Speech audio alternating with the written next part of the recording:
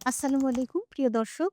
আমি ডক্টর উম্মে সালমা চৌধুরী, স্ত্রীরোগ ও প্রসূতিবিদ্যা বিশেষজ্ঞ হিসেবে আপনাদের সেবা দিয়ে যাচ্ছি দীর্ঘ সময় ধরে। মাঝে, মাঝে আসলে চেম্বারে নিজের কাছে খুবই বিব্রতকর লাগে যখন শাশুড়ি তার পুত্রবধূটিকে নিয়ে এসে বলেন, "ম্যাডাম দেখেন তো আমার পোলার বউয়ের কেন বাচ্চা হয় না?"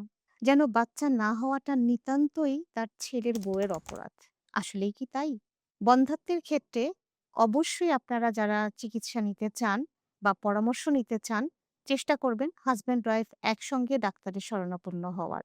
আমাদের ক্ষেত্রে আমরা যেটা বলি, যদি একটা পরীক্ষাও করতে হয়, যদি কোনো রোগীর সামর্থ্য না থাকে, টাকা-পয়সার সমস্যা থাকে, যদি একটা টেস্টও দিতে হয়, সেটা হচ্ছে সবার ১ম এ হাসব্যান্ডের সিমেন অ্যানালাইসিস বা বীর্য পরীক্ষা।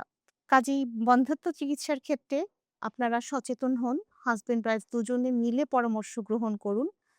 এখন আগের তুলনায় পুরুষের ক্ষেত্রে সমস্যা বা বন্ধ্যাত্বের হার কিন্তু অনেক বেড়েছে। শতকরা ৪০% ক্ষেত্রেই আমরা পুরুষের সমস্যা দেখতে পাচ্ছি। ভালো থাকবেন, সচেতন থাকেন।